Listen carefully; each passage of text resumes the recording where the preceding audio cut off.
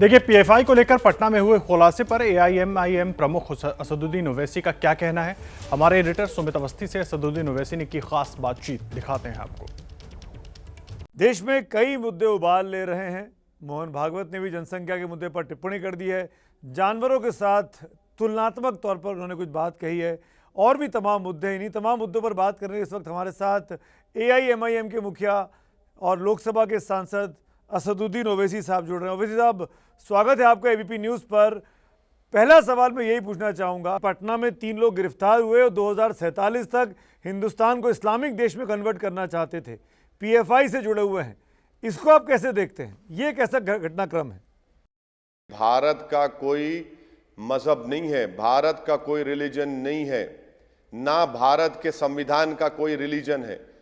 हम सबको अपने अपने मजहब पर चलने की इजाजत है। अगर कोई ये कह रहा है कि हम वो एक रिलीजन को कर देंगे तो भैया आप नहीं कर पाएंगे। बहुत आए बहुत चले गए। अगर ये लोग इस तरह की बात कर रहे हैं तो वो तो कोर्ट में प्रूफ करना पड़ेगा वहां की बिहार की पुलिस को। मगर आप अगर कह रहे हैं तो आप ऐसे मेरा लोगों उस की पर मजम्मत रिएक्शन ये करते कि हैं। नहीं कर पाएंगे, ये हिमाकत है। बिल्कुल बिल्कुल, मैं तो कह रहा हूं ना कि भारत का कोई रिलीजन नहीं है। पीएफआई का नाम हर जगह आ रहा है असद भाई, तो क्या पीएफआई को बैन करने का वक्त आ गया है? आप मांग करेंगे? देखिए ये काम सरकार का है और मैं बैन के खिलाफ हूं। हाँ, जो जिनमें ताकत है वो चुनाव लड़ें और चुनाव लड़कर दिखाएं। मगर अगर आपको ये कहेंगे कि भारत को बदल देंगे, कैसा बदलेंगे भारत को आप? अगर इस देश में जनसंख्या नियंत्रण को लेकर कानून बनाने की बात चल रही है, वकालत की जा रही है, तो ओवैसी साहब को परेशानी क्यों है? आपको दिक्कत क्या है? देखिए, परेशानी मुझे नहीं है, परेशानी मोदी सरकार को है। इसलिए कि 2 अप्रैल 2022 को मौजूदा हेल्थ मिनिस्टर ने राज्यसभा में बीजेपी के एक एमपी ने प्राइवेट मेंबर्स बिल लाया, उस पर कहा कि कोई जबरन कानून नहीं बनाना है हमको। यही मोदी सरकार ने सुप्रीम कोर्ट में दिसंबर 2020 में लिख कर दिया एफिडेविट। एक बीजेपी के एक मेंबर हैं जो पीआईएल डालने के माहिर हैं, उसमें सरकार ने कहा कि हम 2 चाइल्ड नॉर्म के खिलाफ हैं। योगी साहब का बयान आया, मुख्यमंत्री का, मोहन भागवत साहब का बयान आया कि जानवर तो बच्चे भी पैदा करते हैं, बच्चे तो जानवर भी पैदा करते हैं। इस तरीके से उन्होंने कुछ बात कही। सिमिलरली गिरिराज सिंह ने कहा, जो कि केंद्र में मंत्री हैं, कि ये बिल तो आके रहेगा जनसंख्या नियंत्रण वाला। अगर ये बिल आ रहा है और इसका मकसद ये है कि कुल मिलाकर हिंदुस्तान की बढ़ती आबादी विकास के रास्ते में बाधक बन रही है, तो इसका तो हम सबको मिलकर स्वागत करना चाहिए।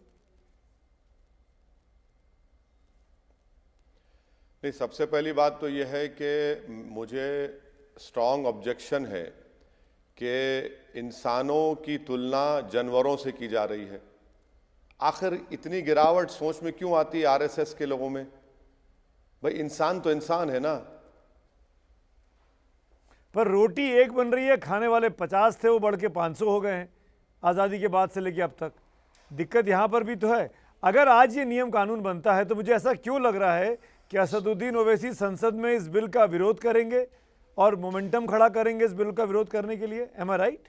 क्या आप ये कह रहे हैं कि रोटी नहीं है? रोटी है देश में, क्यों नहीं है? रोजगार सरकार क्यों क्रिएट नहीं करती? अच्छा, एक एग्जांपल दो रोजगार की। भाई, 60 लाख नौकरियां, सुनिए सर, 60 लाख नौकरियां केंद्र सरकार में। 8 साल के बाद प्रधानमंत्री कहते हैं कि मैं 2024 तक 10 लाख दूंगा। अरे भाई, पूरे 60 लाख भर दीजिए ना। आप क्यों नहीं भरना चाहते आप? असद भाई, 22 करोड़ लोग रोज भूखा सोते हैं, 10 करोड़ के लोगों के पास नौकरियां नहीं है। ये आंकड़े हैं सरकारी। अगर आप बगैर सिस्टम को तैयार करें जीएसटी इंपोज कर देते हैं, आज डॉलर जो है 80 रुपये हो चुका है, तो इसका जिम्मेदार पॉपुलेशन है क्या? जीडीपी नहीं बढ़ रहा है हमारा। कोविड में हमारे लाखों 50 लाख लोग भारत में मर गए क्योंकि मोदी सरकार ने 2020 ये क्या 8 साल की दिक्कत है? वैक्सीन का ये तो बीते 70 साल की भी दिक्कत है ना, पॉपुलेशन। तो इसके लिए मोदी सरकार अकेले जिम्मेदार थोड़ी है। देखिए, पर हमारे दो का नारा तो इंदिरा गांधी के वक्त में दिया गया, 8 साल और उस पर इंप्लीमेंट करने में क्या दिक्कत है? तो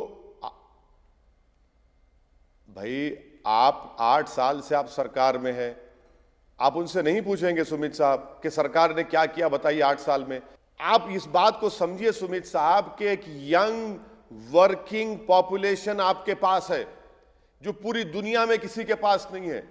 अमेरिका और यूरोप में उनका पॉपुलेशन जापान में बूढ़ा हो चुका है। हमारे पास वो एडवांटेज है, हम उसका इस्तेमाल नहीं करना चाह रहे हैं और पॉपुलेशन को आप ब्लेम कर रहे हैं।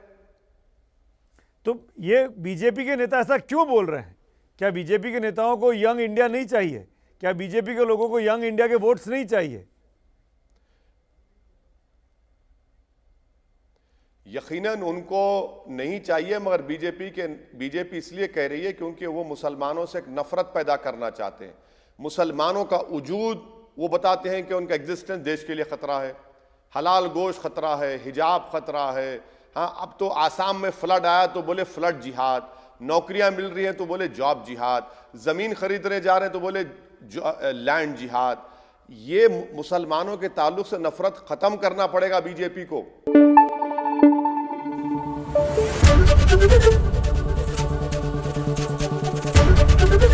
एबीपी न्यूज आपको रखे आगे।